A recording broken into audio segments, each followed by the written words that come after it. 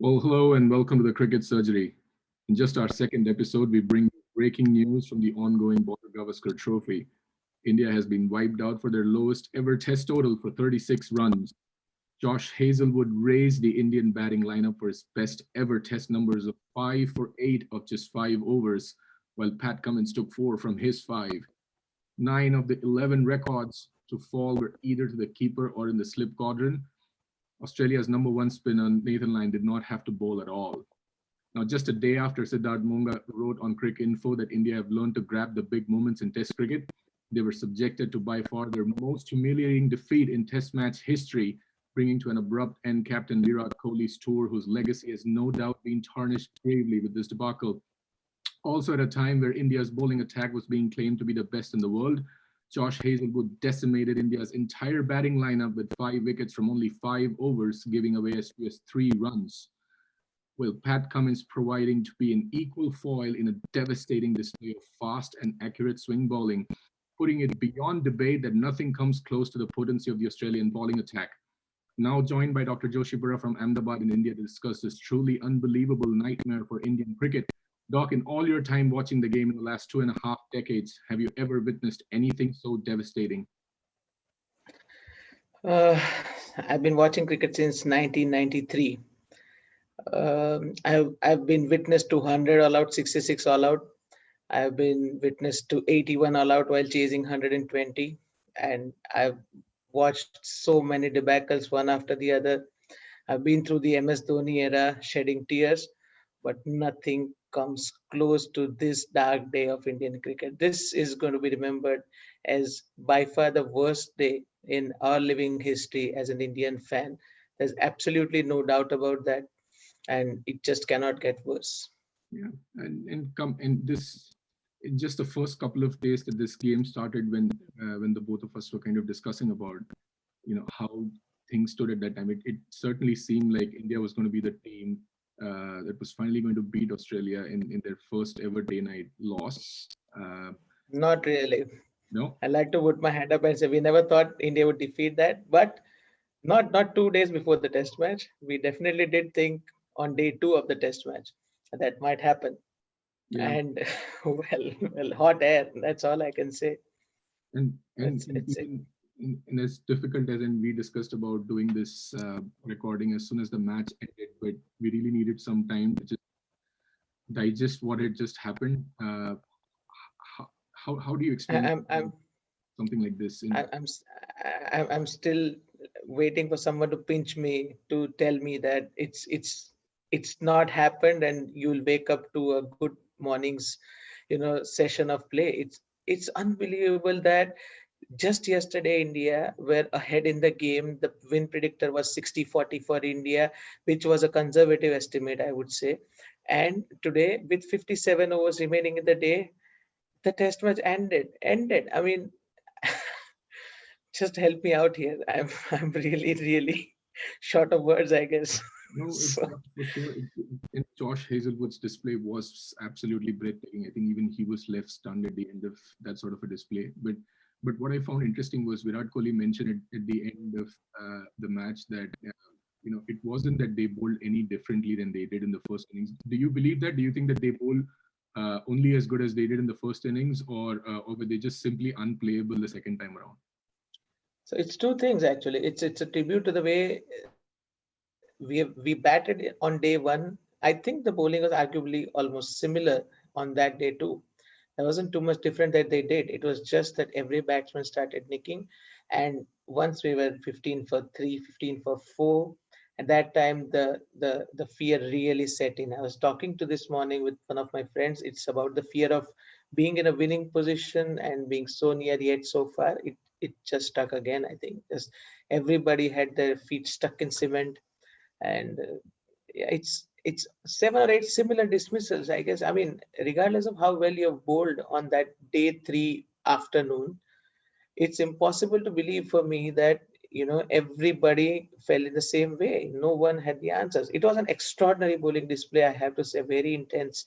But I don't think it was too different from what they did on day one, where we seem to have more grit about us. The one thing You would know more. You would know more for sure. I don't know about that. I mean, the one argument that I also hear is that we have never played international cricket, and so we are probably not well placed to have an opinion on this. But as fans of the game, I think we're very much within our rights to at least have a discussion on what might have transpired. Uh, Well, this day is going to be remembered for ages, dude. I mean, this is not a normal cricketing day that we are talking about, right? So, and as fans, I think we are entitled to asking questions. It's not an expert opinion for sure. I won't say that we are experts of any kind, but as fans, we are like bound to be destroyed. And as fans of Test cricket, not India, not Australia, we were looking for a super Saturday, Sunday with two well-matched teams, and it just got completely destroyed. I mean, yeah, still shocked. it's just absolutely shocking that this entire thing happened. Let's talk about maybe how the match started off. India did win the toss, and it seemed like that was a good start. That was as good as it could get. We won the toss and we were put in. Immediately things were really difficult, but Pujara and Mayank Agarwal started finding. Uh, we'll come to Prithvi Shaw, but I originally I thought that this was going to be a heavily Prithvi Shaw oriented discussion, but after everybody's collective failure, maybe we can pick on him at the end. 36 all out trumped everything. Yeah, yeah, absolutely. But it did seem like Mayank Agarwal and Sateshwar Pujara were really fighting with their lives in the first innings until Mayank got that peach, of course, from Pat Cummins. Absolutely. Uh, it's so important. I think it's helped us all get more perspective about how Test match cricket is to be played. On day one, all the Aussie commentators, including Vaughan and everyone, was behind Pujara's back that he's not going anywhere with his runs and not scoring, just standing there. Now the context is richly served today. You saw how the entire team failed to last 22 overs, a half a session actually, and that so it was an unbelievable display on a fresh wicket with some grass and early wicket down, and the Aussies were relentless on the first morning. So it's really a tribute partly to Mayank, a lot to Cheteshwar Pujara for seeing that large part of first session through and not putting us in a hole like 15 for 5. Yeah, for sure. And again, like it was a return to the Adelaide of 2018, 2019, where again, like Pujara and Kohli steadied the ship around, and it definitely seemed like we were on course to register our first ever day-night victory against a team that's known to be really good in day-night tests. And this was only our Absolutely. second game going into this, so. Uh, I want to again like touch and obviously Virat Kohli's amazing 74 runs in the first inning was also absolutely amazing to watch. But when your team kind of goes in and Kohli spoke to this as well at the very end, like you work so hard for 2 days and you really feel like you're going to pull it off, and on the third day within 45 minutes it's not just a match. It seemed like the series is gone now. Yeah, true. But then that's Test cricket, isn't it? I mean, we've seen this happen time and again with the team. Actually, that the top order just somehow just comes unstuck. I've got some numbers for you here. That the top order issue that have been haunting us since the January of 2018, when we started touring overseas in this current two-leg cycle. Cape Town 2018, we were 7 for 92 and 7 for 82. Centurion 2018, we were 6 for 209 and 7 for 87. We won Johannesburg, but again, that is a very tough pitch, so I won't, take that into account. It was a well-played match by Kohli and co. Edgbaston, 100 for 5, 78 for 5. Lords, 107 all out, 126 all out. Southampton, 190 for 8, 180 all out. Oval, 160 for 6, 126 for 5. On the We did amazingly well on the last tour of Australia, where top order for once just and top order mainly it was Mayank Pujara and Kohli, right? And then Pant, of course, going on. So and then in New Zealand, 165, 191, 240, and 124. I mean, if this is not a proof enough of your problems, then what is? The top order is just not able to deliver. And earlier this year as well, we were in a similar position. Like, so there's this whole thing about like win the toss, and there's a good chance that any team in the world right now in home conditions if they end up winning the toss, they're going to run away with the match. But we did win the Yeah. toss, and we managed to We go. were we were we were we were fairly running away with it till that spectacular assassination. The Ajinkya assassination. Yeah, absolutely.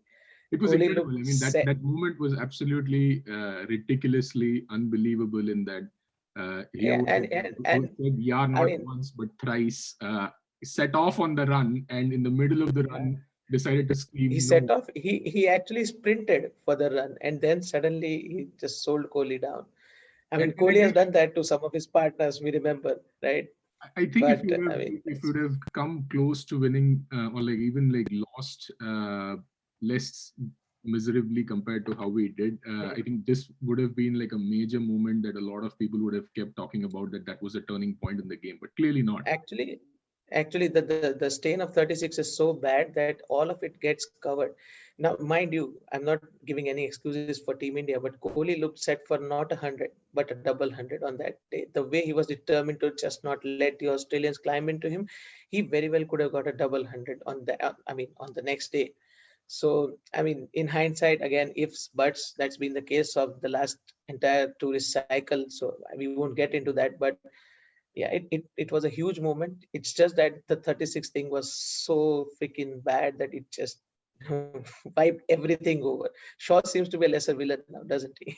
Yeah, yeah. And towards the end, Virat Kohli, usually who's like a really really proud man, stood broken at Yeah, he didn't have answers. He was just like, we were not quality, we were not international stuff, we were not prepared to fight it out. And and the one yeah, thing that he and mentioned. I think that's one thing that I think you will have also seen after the dismissal of Kohli in the first innings. The rest just folded. I mean, what did you see? Was it some extra spectacular Aussie bowling that you would say came through, or was it just cold feet? I mean, it was unbelievably spectacular bowling. I have seen, crazy hauls like this in the past. Like Stuart Broad obviously comes to mind. That the man just used to still continues to run through teams like nobody's business, Yeah, and he'll yeah. always deliver. Like Ambrose, Curtly Ambrose, yeah, Ambrose. definitely, and this was an Ambrose-esque spell. Given the fact that all said and done, the Indian batting lineup on their day is $1 million team, and whatever you say, they're not a 36 all-out sort of a team. I think this is by far, to produce a performance like this for any bowling unit is an absolute dream. I think Australia just lived that dream. So, it was enjoyable from that perspective, but obviously it hurts that, True, it happened to us. true. So, the one thing that Kohli mentioned during the press conference at the end wasn't a presser. I mean, during the presentation at the end, was the mindset. If we had a lead of 120 instead of the 60 odd that we eventually did because of Tim Paine's belligerent counterattack, do you think that the Indian batting, uh, the Indian batsmen in the second innings would have gone in with a slightly less tentative, a softer pair of hands than they did? It would have made a difference for sure. I mean, the confidence levels when you are 120 for no loss coming into the next day, it's something different, and we know that, and we've seen that over a period of time in test matches that a lead of over 100 is usually a safe one, unless Ben Stokes decides that he's going to have a field day. But other than that, yeah, a lead of 100 plus, it's almost, and in a low scoring match, don't forget, it's a 244 meets 190 match. In that, if you manage a 100-run lead, even, to be very honest, I think a 53-run lead was a priceless lead on such a low scoring, and a team, where both bowling attacks had bowled so beautifully on the first 2 days. So I thought that 53-run lead, we just would have batted normally for a couple of sessions, that's all, and the match very well may have been in our pockets. So Yeah. talking of bowling, yeah, let's get to day two, the moving day of this test match, right? So what did you make of Australia's batting? So Australia. Vis-a-vis the Indian bowling, of course. So Australia's batting first, yeah. So obviously, the Indian bowling is more enjoyable to watch right now than their batting. I mean, even without this 36 all out, that much is absolutely clear now. And but that doesn't take away from the fact that Australia are a miserable batting unit right now. and it seems like there is not even enough you take out like Steven Smith and the 4 times dropped Manus. Dropped. Yeah, exactly. I was saying from like this top order, Joe Burns was struggling to buy a single run until like that small target again gave him a new lease of life, and now he's just full of confidence somehow. And we keep doing this again and again. We end up resuscitating like zombies from the dead, like people really woefully out of form. We keep True. waking them up like the Red Woman did from Game of Thrones. So, so my thinking from day two was that we bowled really well. We didn't allow Steven Smith, for example, to move like Bumrah, Shami, the kind of pressure they created. Steve Smith was absolutely stuck to his crease. He couldn't like. Other than that, It was weird to see, right? it's unbelievable. This It was was the really greatest weird to batsman see. of the modern era, among the greatest batsmen of the modern era, and He is the greatest test batsman of today's times. Let's be real. Come on. and I this mean, guy he is is. taped to his crease, and Ashwin finally capitalized on the pressure that the fast ball has created, and he was really good. I mean, I'm happy for him. There's been a lot of detractor. I have been a detractor. I still continue to have my doubts about Ashwin Put overseas. my hand up. Put my hand up. Doubts. I have been dissing him left, right, and center. Yes. Have you So changed your agree. mind a lot after his performance this time? I better not speak. The way I've been tagged and trolled on Twitter, I just feel like I am a Sanjay Manjrekar. I mean, the way I went strongly dissing Ashwin before the test, before actually it's been a love-hate relationship since a long time, actually. Not love-hate, hate-hate. So yeah, but he did bowl really well.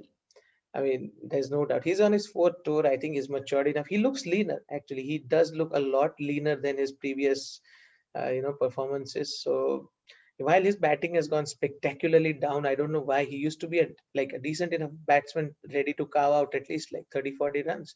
He cannot get back to ball. Of course, great bowling and all, but yeah, well, I mean, as of now, I eat the humble pie with regards to Ashwin. Yeah, Mhm. he was really good. He's really good, impressed one and all. And I'm just a low life, so I don't deserve a comment on that. So yeah, Speaking so of speaking now of tell people, me. speaking of people who are proving the detractors wrong, what of Tim Paine? When he came and it was about like 100 for 5, it definitely seemed like India were going to finish the Test match right there. But it Yeah, was a counter-attacking innings from off the top shelf. absolutely. There's no doubt about that. I think again the 36 just papered over everything else, but that 73 in a normal test match could have been a vital innings in context of the test match. Like there was a chance that we might have got bowled out for 145 odd, and in that scenario, that 73 would have been such a crucial thing. It did turn out to be, not really important because 36. I mean, but yeah, absolutely. It could have been very vital. And the way he handled an absolute red hot Bumrah, Shami, and Yadav, and of course Ashwin with so many wickets behind him, 3 or 4. So and shepherding the tail, that was a classical, Aussie wicket keeper innings, the innings that you associated with the likes of Healy, Haddin. I won't take Gilly's name because Gilly was something else. But yes, but that was a Healy or a Haddin kind of an innings, something that he can really be proud of. And Is I think again and I think another aspect where I've been proved wrong. So again, I'll just keep putting my hand up every time for this. So, yeah. well, it wasn't expected this. I mean, it did appear like Tim Paine had actually put in some work on his batting while he was, out there. He was clearly more confident, and obviously flying high on the fact that he had a bowling attack to rely on. But given the conditions that he came in, initially I was a little shocked that he got player of the match. But in hindsight, maybe it wasn't that bad a decision. It was the right decision, to be honest. Mhm. 7 catches and a 73 not out in such a low scoring match. That really was a wonderful acknowledgement of a very good innings. I mean, again, it could have gone either way. You could have given it to Josh Hazelwood for consistently bowling that way, but then you would have had to take Cummins into the equation too for being the absolute wonderful support and attacking bowler at the other end too. So yeah, Hazelwood actually reaped the rewards of Cummins setup for a long time. Yeah, So yeah, Paine was the right choice. There's no doubt about that. Yeah. we all know that So Jasprit Bumrah is probably like one of the smartest, hardest working cricketers around. It's just such a joy to watch. But it was really also heartbreaking that Mohammad Shami's tour has also probably come to an end now with his. it has. I think it's not been announced. That's all. Otherwise, it's sources have told us that he's fractured his hand, probably arm, and it did look like a sickening blow, didn't it? No, It did look it looked bad immediately. As soon as he got hit, we almost knew that the tour is over for him. yeah, I sometimes fail to understand the merit of sending out your two last, possible hope for the entire tournament out there to bat and like get, maybe a dozen runs. I don't understand. I mean, again, it's test match cricket. Everybody has to front up, but to kind of send these guys to get 20, 30 extra runs, I don't know what good it could have done. I think the more baffling decision, to be very honest, was to send Jasprit Bumrah as the night watchman yesterday night. Cummins bowling with a new ball, absolutely unplayable in the third over, fourth over of the game, and to survive that under lights, the pink ball. I mean, he could have got seriously hurt. I mean, Cummins decided not to bounce him out, and he just survived. This could have happened to Jasprit Bumrah, and the tour was over right there. We might as well have come back if Jasprit was injured. It's a good. Shami is almost as big an injury, yeah, but it's a brutal world. The thing is, I mean, again, it sounds very radicalish and all, but I completely believe what Steve Waugh used to say: if your number three cannot do it, how can you expect your number 10 to do it? Yeah. So there's nothing wrong with that. That's very defensive. So I think that just gave the signal about our mindset, going into day three, that we were just looking to survive, survive, and survive. Yeah. So I think that was quite an indication. So I fully agree with you on that. So that's it. So the little session yesterday night, what do you make of that? The 6 overs that Aussies bowled, getting the wicket, the walking wicket of Prithvi Shaw. What do you make of that?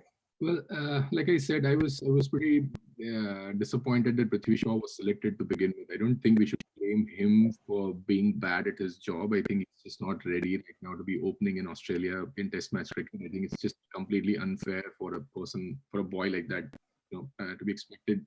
True. And I don't. And to be fair to him, Prithvi is equal to Pujara plus Rahane plus Kohli plus Ashwin. Yeah, exactly. So, like, what's the point of like kind of So picking on this boy yeah, when everybody else kind of failed as miserably? It's just so easy to kind of.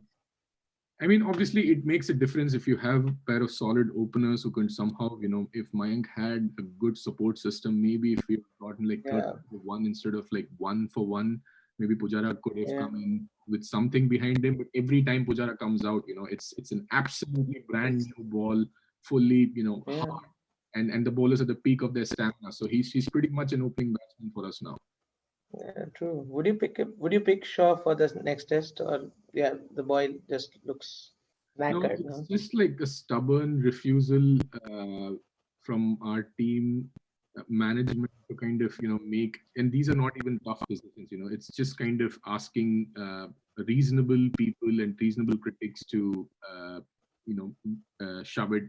Uh, it's as simple as that, because Ravi Shastri He and looks lost in the mind. He looks lost in the mind, doesn't he? There are obvious technical issues, but he just the drop catch. I mean, and again, like it's not about like I feel like it's not about Prithvi Shaw. I think absolutely it's Virat Kohli and Ravi Shastri's call over here to clearly look at the evidence they have absolutely in front of them. They've seen Prithvi Shaw bat in New Zealand. They've seen him bat in the warm up games. They've seen what a terrible year he's had overall across formats. I think they should true. have, but like as Australia stuck with Joe Burns, maybe we thought that Prithvi Shaw could have come out of his slump, and the only reason Joe Burns managed to come out of his slump was because of the target that we eventually set them. Otherwise, Target that we he was got going to him. have Yeah. as miserable a day.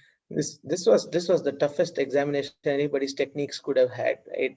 Anybody in peak form, you could see the best of the best. Virat Kohli finding it extremely tough to score. I mean, he did play a beautiful innings, full of discipline and but it requires that kind of commitment to your game.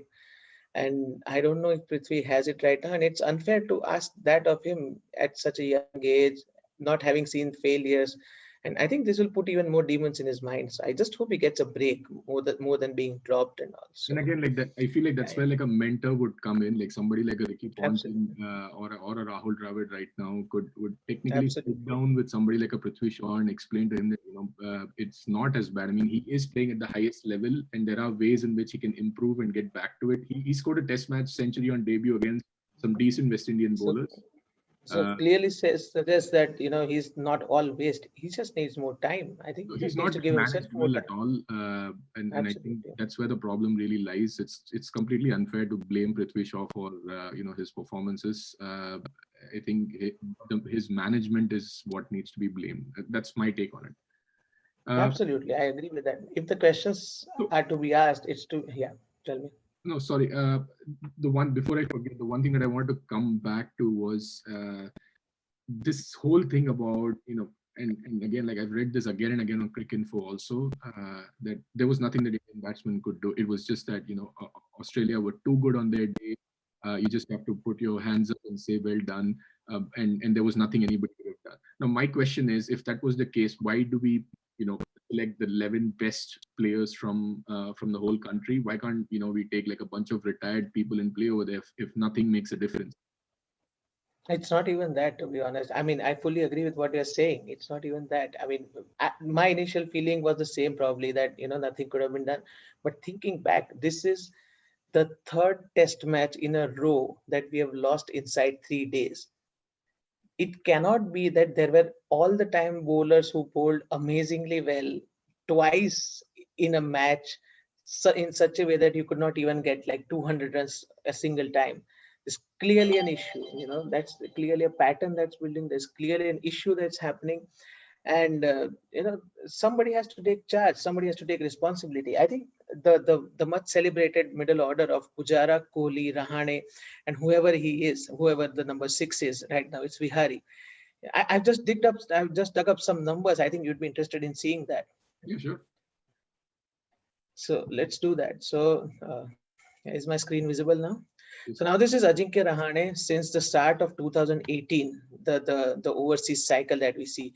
Now you see, barring one West Indies to this is overseas numbers of Ajinkya Rahane for the period of 2018 to 20. Now you see he averages 33.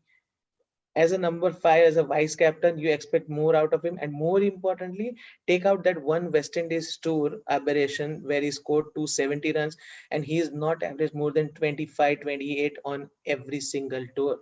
And this is a Now, pretty are sizable you telling me sample size, right? I mean, 15 matches is a lot of that's matches.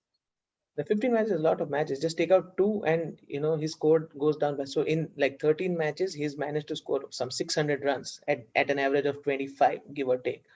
Like, as a vice captain, as one of the senior batsmen who's 66 tests old, I mean, that's really not acceptable, right? But Now, given that this is also a man who's you know scored 150s at like strike rate of 85 and all previously when he's visited Australia, like yeah, it's not like we could have dropped Ajinkya Rahane from this team though.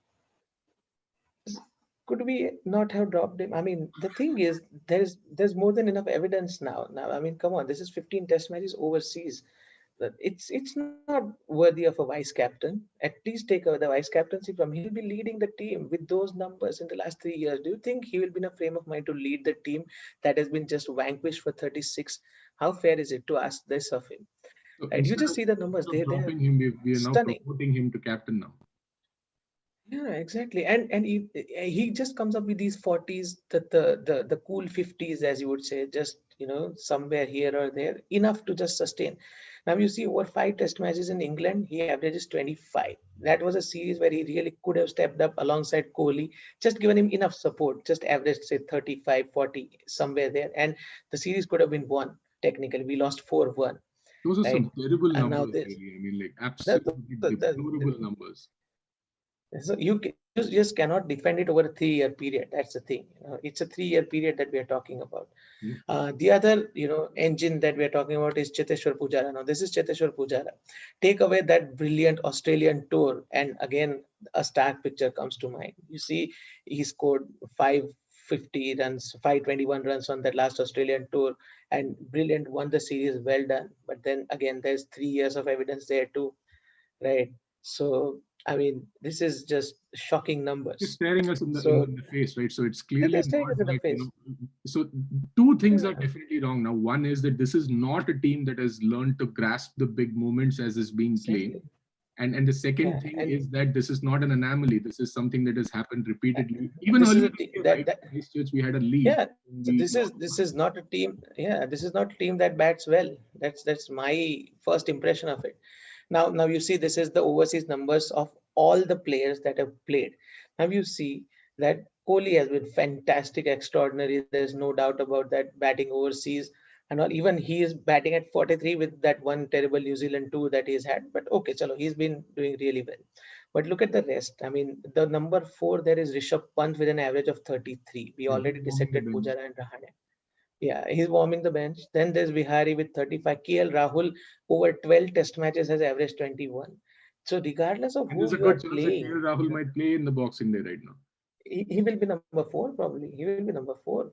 So I mean, how is this acceptable? So it's clearly, not a one-time thing. All the argument about Aussies bowling really well is fine, right? But there has to be some accountability about this. So It just, yeah. is Tell me. is uh, is this a couple of cricket fans being overly harsh on a team that has worked terribly hard over the last few years to Let's become see. better So at I their game, or is this is this like understating the debacle that it has become now? so let's see. Again, we've got numbers for that too. So this is overseas for all batsmen across the world, right? Can you tell me how many Indians are there at a decent enough average? Hardly any. There's like you can just see that Kusal Mendis and the guys like those averaging 49 overseas with 15 test match experience. Right? These are all overseas numbers. These are not home numbers. Josh Butler doing like quite decently. Angelo Matthews averaging 80, even though it's it's a 7 match period. So this is all overseas numbers over the last 3 years. And these are damning numbers. You see the average is 33, 32, 21. These are just not good enough. It's just not good enough. And the reason why they are even more sad is the bowlers have been absolutely extraordinary. You can see everybody averaging 20, 25, 24, and over the previous 3 years, they have not allowed anybody to get over 300, 350, 400 ever. So in that scenario, the batting coming a cropper tells me one of two things. Either it is the pedigreed batsmen have just lost their shape completely, or second thing, and I might be pulled up for this, but Virat Kohli is not a great captain when it comes to batsmen. Yeah. Uh, it pains me to say that, but the way he's worked with his bowlers and created a tournament, of course, the pitches and all, I agree with that. But it's a 3 year period that we are talking about, right? 3 years is not a small time. So for a man So that probably, who averages I 60. think probably yeah, and probably I think it's also got to do with the fact that he believes, mostly with good evidence, that he can do everything. So he doesn't really focus on being stricter with her batsmen. That's again my theory, nothing to support that. But the way he's been after the bowlers' lives, with fitness and form, and constantly running in bowling 10 over spells without tiring, I don't think that much effort has gone into making the batsmen. Of course, the management, the overpaid batting coaches, and all, of course, are to be held at all. But I don't think he's as severe on his batsmen as he is on his bowlers. I love him for what he's done to his bowlers, but the batsmen just seem to have stagnated. I mean, we love Pujara, of course, and but I don't think he's been asked of enough to do the job. And clearly, Rahane has been a disappointment. Bihari is an in between kind of thing. Openers constantly, regardless of who you play. We have played Vijay, Dhawan, KL, Rahul for a period of time, and now we have Mayank, right? We even got Bihari to open. So, for someone who's been at the helm for 6 years, and someone who is arguably the greatest batsman of his generation, yeah, I think there's some focus missing on his batsman. Would our thinking have changed if the 36 all out hadn't happened and India had won this Adelaide Test match as had been predicted 2 days into this test? Uh, Well, again, it's been just one or the other batsman saving us the blushes, hasn't it? I mean, even today, it would have been just one aberration rather than a rule. In New Zealand, the same thing happened where, you know, one batsman didn't stand up, everybody just flunked, and we could see the results. We were shockingly bad. You saw it live, so it must have been even more painful. But it was hard watching. So even in the first innings here, like there were some who were prepared to dig in, but not for long enough. So yeah, I think we'll need some fresher approach to batting in particular. The bowlers are doing just well, but the batting really needs to step up with it, with the same batsman or maybe a different bunch of batsmen. Speaking of freshness going into Boxing Day now, we've got about 10 days, give or take, not even 10 days, maybe a week Yeah, till, week, yeah, week. Yeah, till next Saturday. It starts next Saturday, until just Tim in time Paine for our podcast. and Ajinkya Rahane walk out to the toss. Uh, it's That's a painful scenario that we are imagining. Yeah. but it is going to happen, and so speaking of freshness, what sort of wholesale changes? So like my hunch, my take on this would be that it's an obvious swap in terms of Prithvi for Gill. Shubman Gill comes in, opens with Mayank Agarwal, Pujara at three. I mean, there's nothing Pujara. He can stab a guy in the middle of the pitch. Okay, you're not going to be able to drop him. Uh, and Yep. and so who's so let's talk about who should be the ideal person to bat at four, and who will India eventually end up batting at four, because those are two completely different things. Uh, and then Ajinkya Rahane, Hanuma Vihari probably, and then Rishabh Pant for Saha. Absolute disappointment, Saha again. Like just terribly sad to watch him on the field. He Poor thing looked just out of place again. Really, I mean, You you I just feel for you him. just saw Rishabh. He was You he was you just so saw. Riddhi was terribly injured the last couple of years. He's worked really hard to kind Yeah, of come back. I understand the faith and the loyalty that the Indian team is kind of showing to him, but this man was not the right man to bat in Adelaide at all. absolutely, absolutely. And considering what Rishabh had done previously, like just 2 years ago, his lowest score was 29 in 7 innings. Here we could not find 4 runs from the guy, and it's nothing against Saha. It's a fantastic keeper and all, but here we could we could use every bit of run that we got, and who's to say Rishabh might just have got a quick 50 for us in either of the innings and turned the match on its head. He's done that in the past, and there's nothing to say that he wouldn't have done it again. Yeah, and and Australia. and also I don't get the whole he's not a good keeper kind of thing. Saha is brilliant, but Rishabh is decent. He had the Indian record for most dismissals as a keeper last time he went to Australia. So I really don't get it. I honestly, if they want to keep playing Saha, just play him. Play Rishabh as a pure batsman. Why not?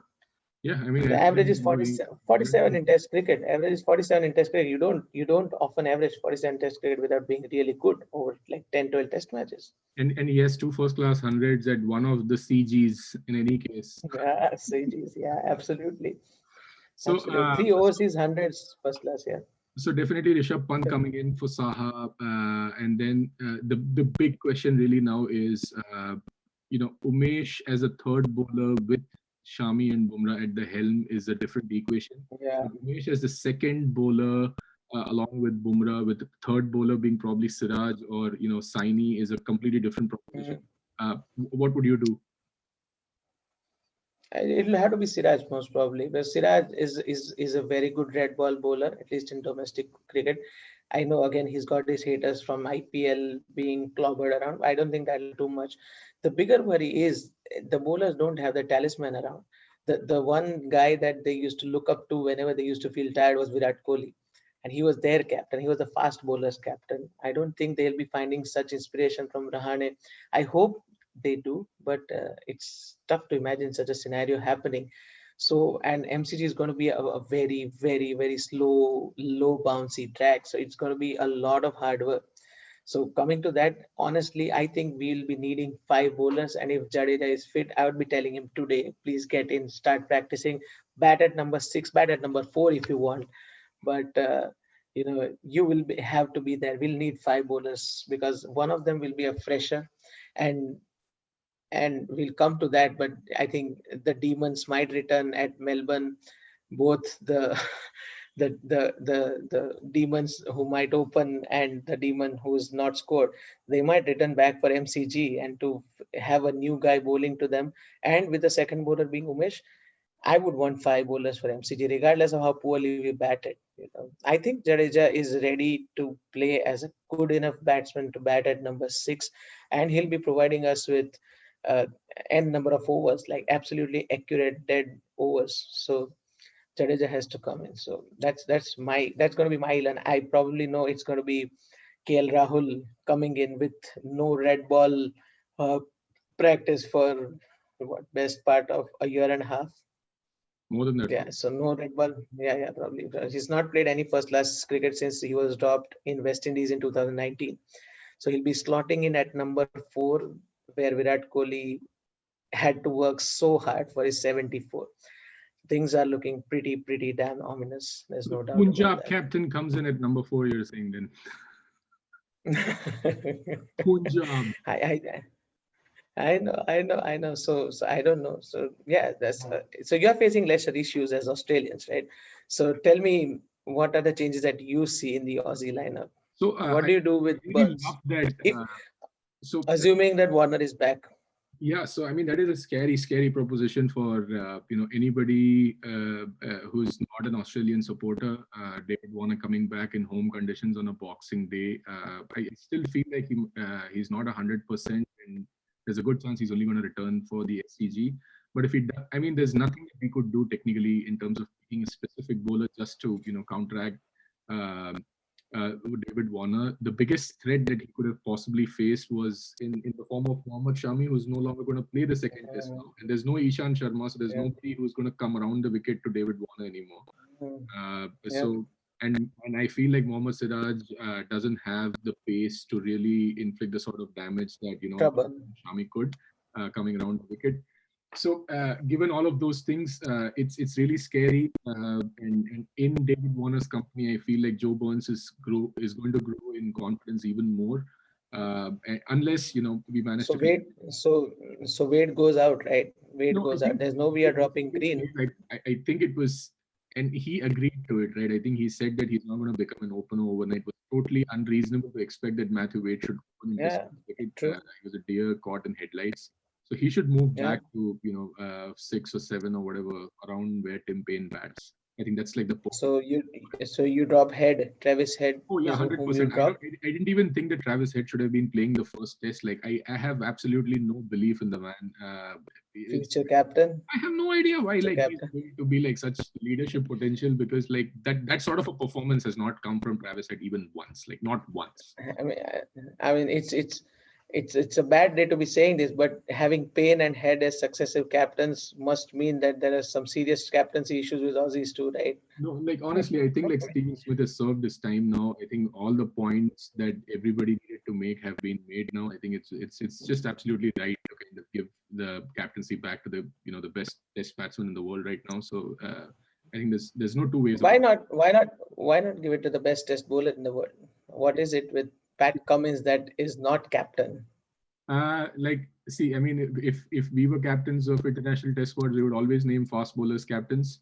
But it's just that fitness thing. I think I feel like Tim Paine has done nothing wrong to have his captaincy taken away from him. That's true, but see, he's 37, right? So even in the best case scenario, I think probably he'll see out the next Ashes. That's next year, and then I think he'll be retiring after that. Incredible, given his abilities, given the fact that he wasn't even a permanent member of the squad, to have continued with the captaincy for so long, and to possibly inflict the darkest chapter in Indian Test history. He was at the helm of that. There's no two ways about it. He was the man of the match, not just at the helm. He was the man of the match in the match. That will be remembered for the wrong reasons by India. Yeah. So after the openers, there'll be obviously Labuschagne, Steve Smith. At number 5, I would get Matthew Wade in. Can you call out Smith's score for Boxing Day? He's fallen off, dude. He's fallen off. 11 innings. Smith has these really ridiculous days where it seems like he can't move at all, and then there are days where he kind of comes in and I Also, read the this bowling somewhere. challenge. I think the bowling challenge, Umesh with Siraj is a different proposition from Umesh with Shami. Exactly, You and know, bo- and and uh, yeah, and if Ashwin continues to attack, like I feel like we, even if, like, that makes us feel better about ourselves, if even if it's a lie, I think India needs to tell itself that it was, that the day that happened yesterday was an anomaly, even though it clearly anomaly. Yeah, wasn't. um, and they go in with the belief that they don't have to do anything drastically different than what they did in the first innings in Adelaide. I think that's the only way to play this out right now, because otherwise it's a scary, scary proposition about what's. it's a scary thought coming at the back of this. But I think, just looking forward, I think this could just free the team up. It just can't get any worse than this, can it? I I mean, think this is the deepest of depths that you would find any team in. So many uncertainties, so many issues, and 36 all out. so, we were talking about this yesterday. It was like if Pakistan and West Indies had a child on their worst possible day. Like if they had 11 kids, this is how they would have performed on a specific day. This is You this. would have killed for those 11 kids back in 1980s. I mean, those kids would have killed, not just you. So Yeah. I understand. I understand. So given all of those things, I think, it's unreasonable to for anybody to expect that we are just going to be able to move past this like nothing happened. It's going to be very, very almost impossible to lift yourself away from up from It's going to be very tough. but I think, like, what gives Can you just yeah, tell just me. my just the final point, what does give me belief though is, even assuming, given that it will probably be 2-0 coming out of MCG, Rohit Sharma will be back for the third test. And if I was just going to tell you. I was just going to ask you. Can we ask the Aussie government to just make him play the Boxing Day Test match Look, somehow, man? look, we joke about this a lot. Rohit Sharma is a fantastic limited overs batsman, but if you were to pull up like a But screenshot of his overseas test record, it'd be absolutely miserable as well. And I don't think he would have. besides, And the thing is, in a display like yesterday, Rohit Sharma coming in, like if Mayank Agarwal couldn't help getting out, I don't think Rohit Sharma would exactly. have made a huge difference. That's the thing. I mean, would he have made too much of a difference with that bowling with Hazelwood? So why was he so angry? Why was he so angry? Just please tell me, why was he I so have angry? I have never seen the first ball of any man's spell to be that It's devastating. just That was the ridiculous. scariest ball that any batsman should have to That's face in front of. That's just unfair. ridiculous. That's unfair, man. That's just so ridiculous. And he did it You twice can't be too. bowling An this. over twice. He was almost about to get his hat trick. It was exhilarating cricket at its absolute best. I mean, it This was was Aussies at their absolute best. There's no doubt about that. absolutely Yeah. unforgiving, I mean, like relentless, fast bowling. In any case, and any final closing thoughts before we put up this video in terms of changes or thoughts in terms of, do you think Kohli is too broken to ever kind of get his old dragon self back? Uh, and now, don't kill me for this, but somebody has to take the responsibility for 36 all out. I've absolutely no doubt about that as a fan. As much as I love Kohli, the man, the captain, the batsman, it's got to be somebody who you just cannot just go past this 36 all out thinking nothing has happened, especially when it's a part of the pattern. So, some heads have to roll. If it's Kohli, if it's Shastri, I don't know. If it's who's the batting coach right now? Rathod, right? Vikram Rathod. Yeah. Somebody has to answer for this because this has been happening way too frequently for it to be just swept under the carpet. I'm pretty sure they're not going to do a thing about those things, but if this is how it's supposed to be, then it better be. Also, I think Indian captains have 5-year cycles, 6-year cycles at max. Kohli has lived his cycle and more, and he's helped us go to the top of Test rankings, won in Australia. He's done what every man could have asked of him and more. And 20 Test hundreds as captain, phenomenal record, and he still got it. So is it time to move past him as a captain? This is a very radical suggestion, and I might face brickbats from our fans, but But it doesn't But seem like it doesn't it seem like an emotional sort of an opinion. It clearly seems like something yeah. you're saying as a And it's a pattern. It's also a pattern, no? We did it in New Zealand. We did the same thing here, and except for Australia, that's been happening all over in England. And clearly, he's not done enough about it with regards to the batting. So, but yeah, if Kohli was to go, I mean, if really he was to go, then please no Rahane. We'll need someone in the Graham Smith mold to be captaining as a fresher with a fresh approach, maybe Mayank Agarwal or somebody like that to just come out of the blue and just take over the reins. It doesn't happen in Indian cricket. It's probably not going to happen. Kohli is too big to be told to go. So yeah, it's not going to happen, but it's just a thought. And to preserve his legacy, I love the man so much that I just want his legacy to, this should be the ending point of it if it's ever going to be, because there's only one way you can go from here down, right? Mhm. So tell me about yours. What are No, your closing comments? my question is, removing Kohli is going to change exactly what in this team? Because here is a guy who's really brought in this mindset in the team that teams can be shot out, like we can take 20 wickets. It was almost taken for granted before he came uh, to take up the captaincy, that teams will declare, and then we bowl until they declare, and now we just go in Exactly. knowing that we'll get them all out. So but I, in a very simplistic, moralistic um and objective perspective, I think there have to be consequences for performances like this. I think it is just not acceptable to say that there was nothing It's in a it that we shameful could have done. performance. And for these guys to continue in their boisterous, aggressive, Hmm. arrogant selves in public, just kind of berating former cricketers and doing whatever they want, just to kind of make their point that they're the new age India. If this is the new age India, I'd rather want my old India back, honestly. Absolutely, absolutely. I think Pradeep Magazine wrote about it, right? That I'm the embodiment of modern India, is what Kohli said a few days ago. Now, let's talk again. That's what he tweeted. Let's talk again. Is this the embodiment of modern India that you're talking about? Yes. It's too much of talk right now, and the technical issues just don't seem to go away for certain players. Like Rahane has been getting out like this since 6 years now. Pujara has been having issues.